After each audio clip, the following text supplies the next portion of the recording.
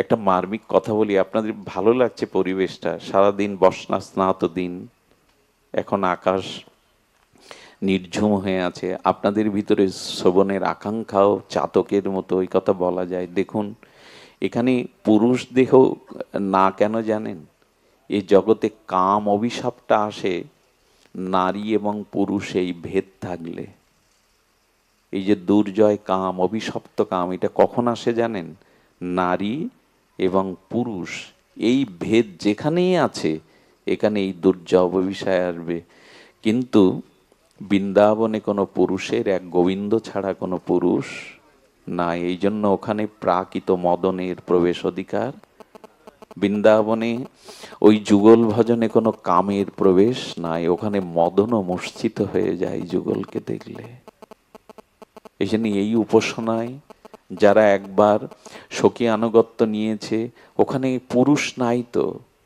দেখুন ভগবান শঙ্কর মদনকে ভস্মীভূত করেছিলেন, ভগবান শিব মদনকে পুড়িয়ে দিয়েছিলেন, পুড়িয়ে দিয়ে বলেছিলেন আমি কাজটা ঠিক করিনি, আমি তার দেহ পুড়িয়েছি কিন্তু তাকে শেষ করতে পারিনি। তাই মদনকে পুড়িয়ে ভগবান শঙ্কর উপায় খুঁজছিলেন মদনকে জয় করা যায় কি করে। এই জন্য তিনি গিরিজার হাত ধরে দিয়েছিলেন, বিশুদ্ধ প্রেমের জন্য পার্বতীর হাত ধরেছিলেন। তো এই জন্য শ্রী গোবিন্দ মদন মোহন, যেখানে প্রাকৃত মদনের প্রবেশ। আমাদের জগৎটা ধ্বংস হয়ে গেল একটাই কারণে, এই যে নারী পুরুষ ভেদ যতদিন আছে, এ কি সহজ কথা? সেখানেই দুর্জয় কাম, সেখানেই কাম। এই জন্য বললেন সখীর আনুগত্যে যদি মঞ্জরি অভিমান পেয়ে যান, যদি মঞ্জরি অভিমান পেয়ে যান, তাহলে আর ওইখানে প্রকৃত কাম বলে কিছু আসতে পারবে না। তো এই ভাবটা বলবার জন্য বা এই জিনিসটা পাওয়ার জন্য আমাদের এত চেষ্টা। আমি আপনাদের একটু অনুরোধ করব, এই রসের অধিকারী হতে গেলে আমাদের একটু চেষ্টা করতে হবে। এই যে প্রেম রস, এই যে ব্রজ রস, এই যে যুগল ভজনের রস, এটা সদ্গুরুদেবের কাছ থেকে পেতে গেলে আমাদের রস বিচারটা একটু জানা চাই। রসের আস্বাদককে, এই রসের বিচারও আমরা কি করে করতে পারি, সেই বিচারটা একটু বলেই আমি পাঠ বিশ্রাম করব।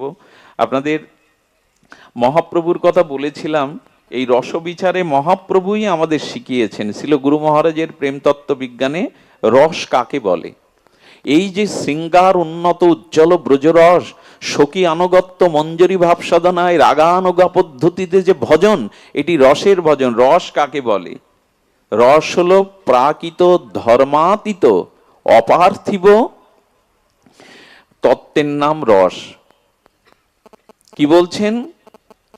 বলছেন যে প্রাকৃত ধর্ম অতীত এক অপার্থিব তত্ত্বের নাম রস। এই রস, এটা পুরুষ দেহে হবে না, এই রস সখী আনুগত্য বিনা হবে না। আর এই রস পেতে গেলে আমি আগেই বলছি, বারবার বলছি, সখীর অনুগত হয়ে সখী রূপা মঞ্জরি স্বরূপা এই নিকুঞ্জ মন্দিরে যুগলের সেবা ভাব। বললেন কেমন হবে এটা? ব্যতীত ভাবনাবর্ত যস্য চমৎকার ভূ, রসের পরিচয় দিচ্ছেন, আমাদের রসশাস্ত্র পরিচয় দিচ্ছেন। ব্যতীত ভাবনাবর্ত রস চমৎকার ভূ হৃদি সত্যুজ্জ্বলে বাড়ং রসতে স্বরসমতা। রসাচার্যগণের, আচার্যগণের মত কি ব্যাপিত ভাবনাবর্ত রস চমৎকার ভূ।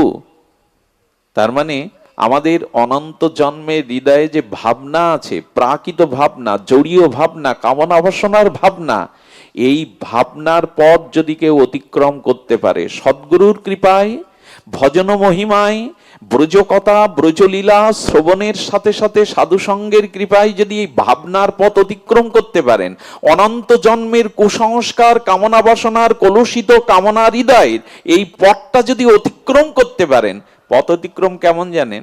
আপনি এই গ্রাম থেকে যখন বেরোবেন বাড়ি থেকে, তখন বাড়ির পাশে ছোট ছোট রাস্তা, চারিদিকে ঘর, গলিটা ছোট, এই ছোট গলি পেরিয়ে গেলে দেখবেন গ্রামের কাঁচা রাস্তা, গ্রামের কাঁচা রাস্তা থেকে আরেকটু দূরে হেঁটে গেলে দেখবেন পাকা রাস্তা, পাকা রাস্তাটা আরো দূরে গেলে দেখবেন বিশ্ব রোড, কিন্তু গলিটা তো আগে পার হতে হবে। ঠিক তেমনি অনন্ত জন্মের যে দুর্ভাবনা কামনা বাসনা আমাদের চিত্তে সংস্কার হয়ে আছে, এই ভাবনা ব্যতীত হয়ে যদি সামনে এগোতে পারি, তবে সেটা গুরু কৃপা ছাড়া সম্ভব না। সেই ব্যতীত ভাবনাবত্ত যস্য রহস্য চমৎকারভূ, সেই পথ অতিক্রম করে যদি কোনো রকমে মঞ্জুরি ভাব সাধনার এই রস পাওয়া যায়, তাহলে তাহলে তখনই সম্ভব এই যে রস ও চমৎকার ও আস্বাদনের।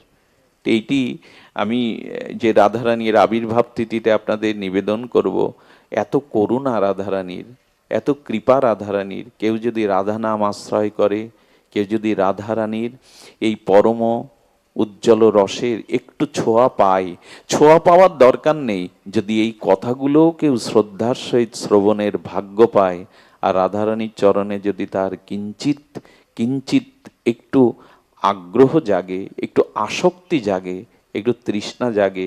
তৃষ্ণা না লাগলে তো জলের খোঁজ নেয় না, ক্ষুধা না লাগলে তো অন্নের সন্ধান কেউ করে না। তো এই ভজনের ক্ষুধাটা জাগুক, এই ভজনের ক্ষুধা জাগলেই, এই ভজন কথা শ্রবণ করলেই কোনো না কোনো দিন হৃদয়ে রাধারানীর এই দাসত্ব, এই মঞ্জরি ভাব সাধনার ভাব গুরু কৃপায় জাগতে পারে।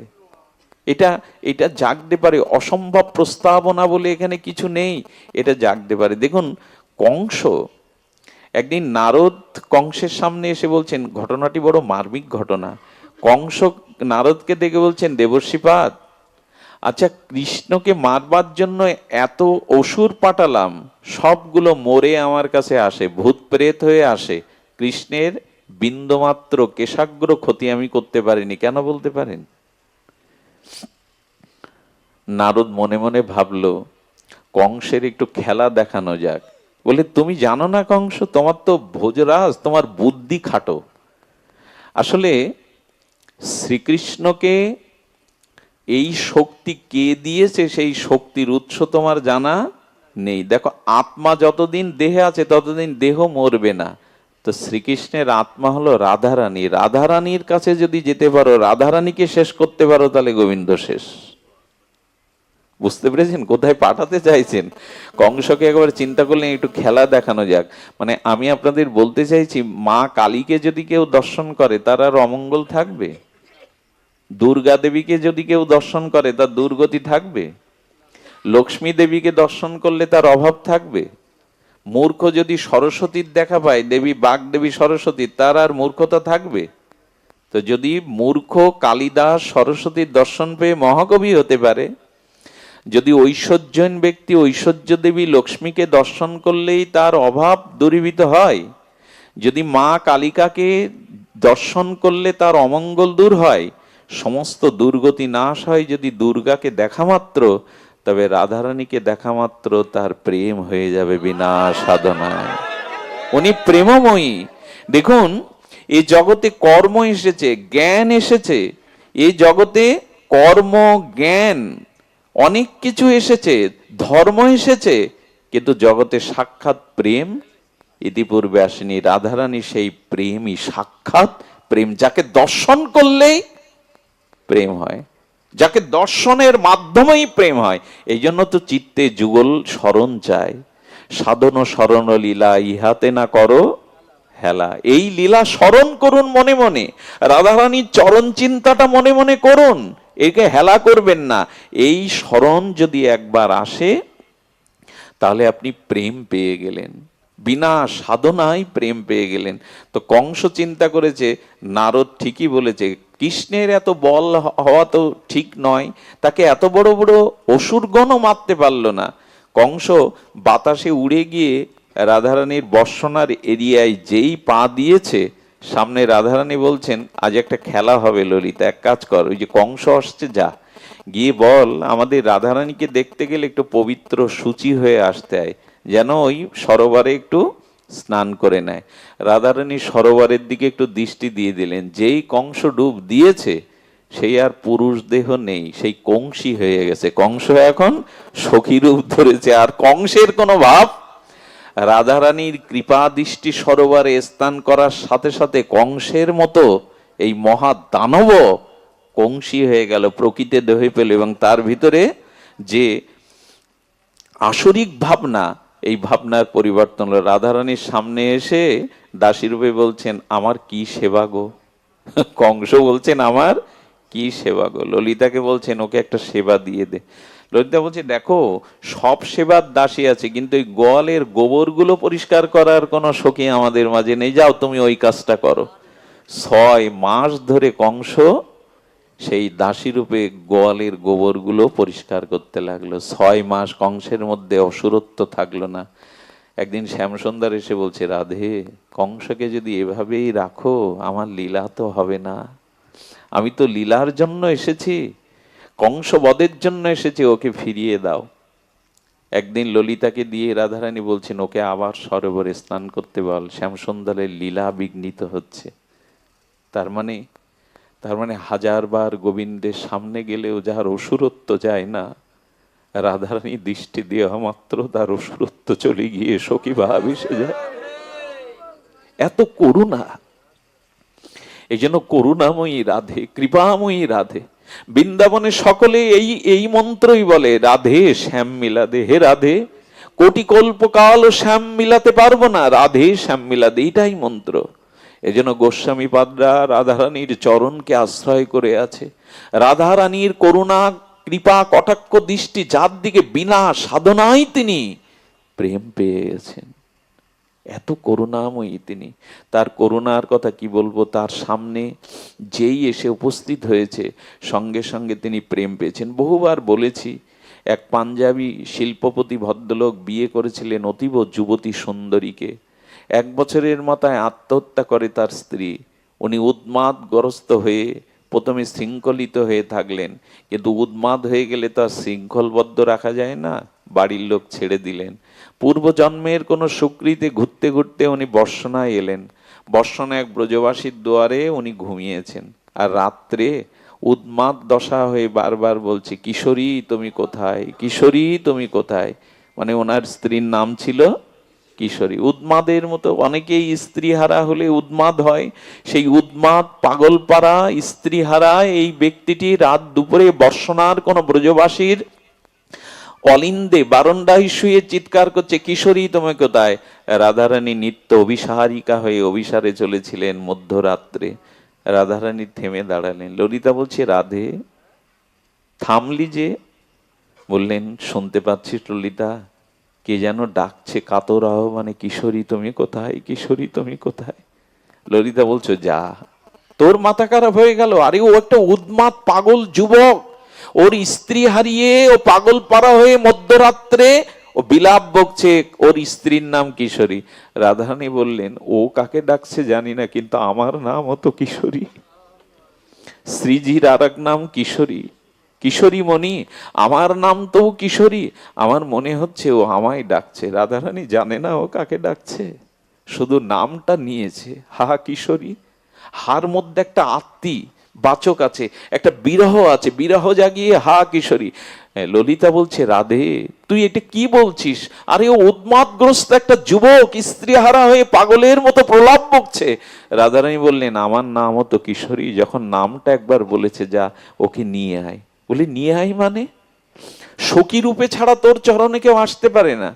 রাধারানী বললেন, আমার চরণের ধুলিটা নিয়ে যা, ওর মস্তকে এক বিন্দু ধুলি দিলে এই দেহ ত্যাগ করে ও সখী রূপ পেয়ে যাবে। যা, ওকে নিয়ে আয় আমার কাছে, সখী রূপ পেয়ে যাবে।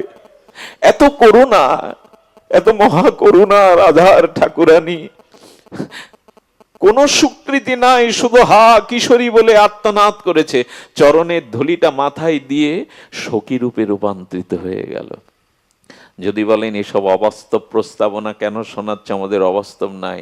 শুয়োপোকাটা যদি প্রজাপতি হতে পারে, শুয়োপোকাটা যদি প্রজাপতি রূপ নিতে পারে, তাহলে রাধারানীর চরণের কৃপায়, তার করুণায় কেন হতে পারবে না সখী রূপ? সঙ্গে সঙ্গে সখী রূপে এসেছেন। রাধারানী আর একদিন যাচ্ছেন রাধা কুণ্ডে, নিত্য লীলা বিহারে চলেছেন। যেতে যেতে রাধারানী বললেন, ললিতা আমার পায়ে কি যেন ঠিকলো, কি বেঁধে গেল। হ্যাঁ, রাধারানীকে বলছেন, ললিতা তোকে আবার স্নান করতে হবে। আর ও একটা শিবা পড়ে আছে, শিবা মানে মৃত শৃগাল, একটা শিবা পড়ে আছে। রাধারানী বললেন, আমার চরণ যার গায়ে লাগে সে শিবা হতে যাবে কেন, শিয়াল হতে যাবে কেন? দেখ আমার কোনো সখী পড়ে আছে ওখানে। রাধারানীর ভাবনাটা কত করুণা আর কত কৃপার ভাবনা দেখুন। একটা মরা সিগাল রাখালরা রাখতে এসেছিল, ছোট ছোট বাছুরগুলোকে সিগাল জ্বালাতন করছিল, ওখানে বাড়ি মেরেছে মাথায়, সিগালটা মরে পড়ে আছে, রাধারানীর চরণ লেগে গেছে। চরণ বাঁধে রাধারানীর, ইচ্ছা করেই চরণটা ছুঁয়েছেন, বললে দেখ আমার কোনো সখী ওখানে শুয়ে আছে। ললিতা পিছনে তাকিয়ে দেখে মরা শ্রীগল নাই, রাধারানীর চরণ ধুলিতে সখী রূপে পড়ে আছে ওখানে, উঠে প্রণাম করছেন। হে ভাবময়ী, হে লক্ষ্মীময়ী, হে করুণাময়ী, তোমার এত করুণা, আমি ছিলাম শ্রীগাল, তোমার চরণের স্পর্শে আমি সখী রূপ পেলাম। তো সখী রূপ যখন পেলাম, তুমি আমাকে একটা বর দাও, আমাকে একটা বর দাও। কি বর চাই তোমার? তবে কথা দাও ঠাকুরানী, ব্রজেশ্বরী কথা দাও, আমার নামে এইখানে, এখানে যারা, যাদের মৃত্যুর পর যাদের দেহটা এখানে রাখা হবে, এখানে পোড়ানো হবে, তারা যেন তোমার চরণ পায়। সেই থেকে ওই জায়গাটার নাম হয় শিবাখোর। যারা রাধাকুণ্ডে গেছেন, ব্রজবাসীরা মারা গেলে, মহন্ত মহারাজরা বাবাজিরা মারা গেলে ওইখানে পোড়ানো হয়, এর নাম শিবাখোর। এখানে যাদের দেহ রাখবে তাদের, তাদের যেন তোমার চরণে গতি হয়। রাধারানী বর দিলেন, আশীর্বাদ করলাম এখানে যাদের। এই জন্য আমার কি মনে হয় জানেন, মাঝে মাঝে আমি বলি, যারা আমার সাথে কিঞ্চিত থাকে তাদের বলি, আমি যদি কখনো মরি, কখনো মানে তো এখনই মরতে পারি, তবে আমার চিতাভস্যের সামান্য এক কণা যেন রাধাকুণ্ডের ধুলায় মিশানো হয়। গয়ায় পিণ্ড দিলে আত্মার কল্যাণ হয় জানি পূর্বপুরুষের, কিন্তু ব্রজের ধুলির সাথে যদি নিজের অস্থি কিছুটা মিশিয়ে দেওয়া যায়, এর থেকে পরম প্রাপ্তি আর কিছু নাই। ব্রজের ধুলিকণা তো ধুলি নয়, চিন্তামণি প্রেমময়ীর চরণ কৈকর্যের এক একটি ধুলিকণা প্রেম দিতে সমর্থ। ধুলি নয়, ধুলি নয়, গোপী পদরেণু, গোপীর পদরেণু। এই জন্য রাধারানীর করুণা বড় অপার করুণাময়ী তিনি, অপার করুণাময়ী তিনি। তাহার কৃপা করানো, তার কৃপা কটাক্ষ করুণা কানা, তিনি রাধা কুণ্ডে সরস্বতী তরল রূপে এখনো আছেন। রাধা কুণ্ডে যে করে একবার স্নান, রাধা সমপ্রেম কৃষ্ণ তারে করে দান। রাধা কুণ্ডে যে একবার স্নান করে, রাধা সমপ্রেম কৃষ্ণ তাকে দান করেন, একবার যিনি স্নান করেন। এই জন্য সকলে এই রাধাষ্টমীর পূত আবির্ভাব তিথিতে, প্রকট তিথিতে প্রার্থনা করবেন, হে রাধারানী, হে করুণাময়ী, আমি সুকৃতিহীন, আমার কোনো সুকৃতি নাই, ভজন নাই, তবে জীবনে একবার যেন ব্রজ দর্শন হয়, একবার যেন রাধা কুণ্ডে স্নান হয়, একবার যেন ব্রজ ধুলি মেখে নিজের অঙ্গকে শীতল করতে পারি। হে প্রেমময়ী, তুমি করুণা করো। দেখুন, দেখুন, একদিনও যার ব্রজে বাস হয় তার প্রেম ভক্তি হয়, একদিনও যার ব্রজে বাস হয় তার প্রেম ভক্তি হয়। এই জন্য, এই জন্য ব্রজধামে যাওয়ার একটা প্রার্থনা করুণাময়ীর চরণে জানাবেন। রাধারানীর কৃপা ছাড়া কিন্তু আপনি ব্রজে যেতে পারবেন না, ব্রজে রাধারানীর করুণা ছাড়া যাওয়া যাবে না। আজ লক্ষ লক্ষ লোক ব্রজে যাচ্ছে বটে, কিন্তু ব্রজ যেতে হয় মনোযাত্রায়, দেহ নয়। দেহ সুখের জন্য ব্রজ নয়, বেড়াবার জন্য ব্রজ নয়। ব্রজ যাত্রা হলো মনের যাত্রা, দেহ নিয়ে ব্রজে নয়। অর্থাৎ দেহাবেশের জন্য ব্রজ নয়।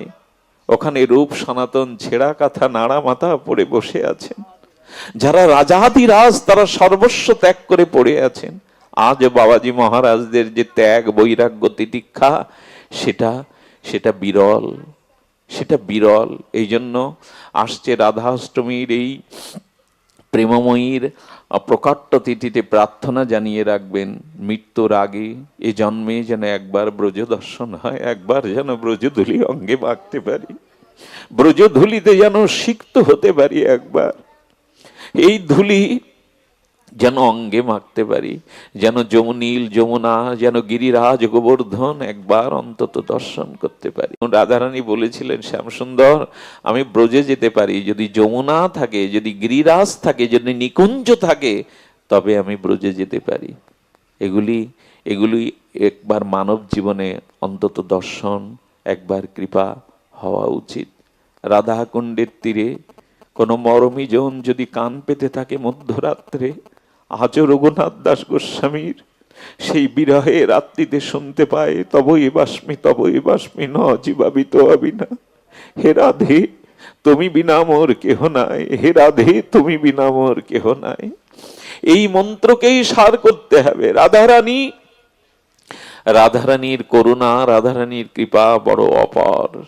স্বয়ং শ্যামসুন্দরও একদিন রসদগারে, যারা রসদগার শুনেছেন, আমার বলবার মতো মানসিক অবস্থা নাই, তবু বলি, রসদগারে রাধারানী প্রভাতে গোবিন্দ বিরহে বিরহিণী হয়ে বসে আছেন। রাধারানীর কিন্তু নিত্য সহচরী সখীবৃন্দ এসে বলছে, রাধে শ্যামসুন্দরের সাথে নিশি যাপন করে প্রভাতে কেন এটি বিরস বদনে বসে আছিস, কেন বিরহিণী হয়ে বসে আছিস? বললেন, বল না শ্যামসুন্দর, নিশিতে তার কথা একটু বল না। রাধারানী বললেন, এই কথা বলবার জন্যই তো প্রাণ ব্যাকুল, কিন্তু শুনবার মানুষ কই? রাধা কথা শুনবার মানুষ কই? ব্রজভক্তি কথা শুনবার মানুষ কই? তোরা যখন শুনতে চেয়েছিস তবে শোন সখী। শ্যামসুন্দর এসেছিল, নিশিতে এসেছিল। হ্যাঁ, রাধারানী মাঝে মাঝে কি বলেন জানেন? হ্যাঁ, রাধারানী বলেন, আমি পেয়েছিলাম কৃষ্ণচন্দ্রকে, তবে তার দ্বিতীয়ার চাঁদ করে পেয়েছিলাম, পূর্ণিমার চাঁদ করে পাইনি। আহা, দ্বিতীয়ার চাঁদ যেমন জন্মেই হারিয়ে যায়, ক্ষয় হয়ে যায়, আমি পেয়েছিলাম শ্যামসুন্দরকে, যেন দ্বিতীয়ার চাঁদ, কেন পূর্ণিমার চাঁদ করে তাকে পাইনি। আক্ষেপ করছেন রাধারানী। বলেন, শ্যামসুন্দর এসেছিল জানিস, শ্যামসুন্দর আসার পরে আমি তার জন্য সুকোমল সেই তো শুভ্র কুসুমের বিছানা করে দিয়েছিলাম, কিন্তু শ্যামসুন্দর আমার অঙ্গের দিকে তাকিয়ে দেখলো ফুলের একটা পাপড়ির আঘাতে রাধারানীর অঙ্গটা লালিমা হয়ে গেছে। আচ্ছা, রাধারানীর অঙ্গটা তাহলে কেমন? ফুলের পাপড়ির ছোঁয়াতে রাধাকান্ডীর কোমল অঙ্গে লালিমা হয়ে গেছে। শ্যামসুন্দর বলল, ফুলের পাপড়িও তোমার কোমল অঙ্গে ব্যথা দেয়, তোমাকে ফুলের পাপড়ির উপরে না, গোবিন্দ নিজের অঙ্গের উপরে রাধারানীর অঙ্গটা রেখেছিলেন। সখী জানিস, আমি ব্যথা পাবো বলে মা যেমন অসুস্থ সন্তানকে বুকে করে রাখে, শ্যামসুন্দর সারাটা নিশি মস্তকটা তার বুকে রাখলো, যাতে ফুলের পাপড়িতে, মানে ফুলের পাপড়ির ভোঁটা থাকে মাঝে মাঝে, শক্ত অংশটা যাতে ব্যথা না পায়, রেখে দিয়েছিলেন। আর জানিস, ভোরবেলা শ্রী গোবিন্দ কি করলেন জানেন? কি করলেন? আমার চরণ দোকানা ধরলেন। আমার চরণ দোকানা ধরে বারবার আলতা রাঙে রক্তিম করবার জন্য আলতাটা হাতে নিয়েছিলেন। রসদগারে বলছেন, আলতাটা হাতে নিয়ে বারবার আলতাটা পরাতে গিয়ে শ্যামসুন্দর পাচ্ছিলেন না, তার হাতটা কাঁপছিল, আলতার বিন্দু বিন্দু ফোঁটা পড়ে যাচ্ছিল। কেন সখী? রাধারানী বললেন, আমি দেখলাম আমার চরণ দোকানার সেই বুকে জড়িয়ে ধরে কাঁদছে, তার চোখে ভাবসা হয়ে গেছে জলের। চোখ যদি জলে ভরে যায় দেখবে কি করে চরণ? যে চরণ গোবিন্দ বুকে নিয়ে, হ্যাঁ, জয়দেব লিখে গেছেন, ভক্তকবি জয়দেব গীত গোবিন্দ লিখে গেছেন, রাধারানীর চরণটা বুকে নিয়ে গোবিন্দ বলছেন এই মন্ত্র, হে রাধে তমসীমম জীবনম তমসীমম ভূষণম তমসী জলৌদি ভগ্নাম সরখর মণ্ডলাং দেহি পদ মুদরম। বলছেন, হে রাধে তমসীমম জীবনাম, তুমি আমার জীবন, তমসীমম ভূষণাম, আমার সমস্ত ভূষণ স্বরূপ তুমি, জলাদিমগ্নাম, মাছ যেমন জল ছাড়া বাঁচে না, তুমি ছাড়া আমার আলাদা অস্তিত্বই নেই। আর সরখর মণ্ডলাং দেহি পদ পল্লব মুদারাম, রাধারানীর সেই চরণ কমল কে গোবিন্দ মস্তকে ধারণ করেন, কখনো বুকে ধারণ করেন। সেই আলতা পরাতে গিয়ে বারবার চোখের জলে আর প্রেমের বিকারে যখন পরাতে না পেরে গোবিন্দ আমার চরণে নিজের নাম লিখে দিলেন, শ্যাম। আমি প্রশ্ন করেছিলাম, তুমি চরণের ধারের কাছে কেন শ্যাম নাম লিখলে? হে রাধে, যদি ব্রহ্মার পরমায়ু পায় তবু তোমার প্রেমের ঋণ আমি শোধ করতে পারবো না রাধে। যদি ব্রহ্মার কল্প পরমায়ু পাই, দেবতারও পরমায়ু পাই, তবু তোমার ঋণ আমি শোধ করতে পারবো না। তাই ধার মানে ঋণও বটে। বাংলায় ধার শব্দটা মানে ঋণ। আমি তোমার চরণের ধারে আমার নাম লিখে দস্তখত করে দিলাম, আমি তোমার প্রেমের কাছে ঋণী, আমি তোমার প্রেমের কাছে ঋণী। তবে শোনো, আসছে কলিযুগে প্রথম সন্ধ্যায় তোমার ভাব আর কান্তি নিয়ে আমি তোমার এই গোপী ঋণ, রায় ঋণ পরিশোধ করবার জন্য গৌর হয়ে যাব। আর সেদিন সর্বস্ব ত্যাগ করে দুয়ারে দুয়ারে হা রাধে বলে চোখের জলে কাঁদবো। আমি এই রায় ঋণ সেদিন শোধের জন্য চোখের জলে আমি রাধে বলে কাঁদবো। আমার গৌর সুন্দর এই রাধা নাম, রাধা প্রেম, ব্রজ প্রেম, যুগল উপাসনা, এই মাধুর্য রহস্য চমৎকারিত সার রাধারানী তত্ত্বকেই দিতে এসেছিলেন। দুর্ভাগ্য আমরা যেন এই তত্ত্ব থেকে আর বঞ্চিত না হই। আমরা যেন এই রাধারানীর চরণ কৈকর্যকে সম্বল করি, এই রাধারানীর ভাবটাকে অবলোকন করি, তাহলে হয়তো কোনো না কোনো জন্মে রাধারানীর কৃপায় ব্রজে বাস হবে।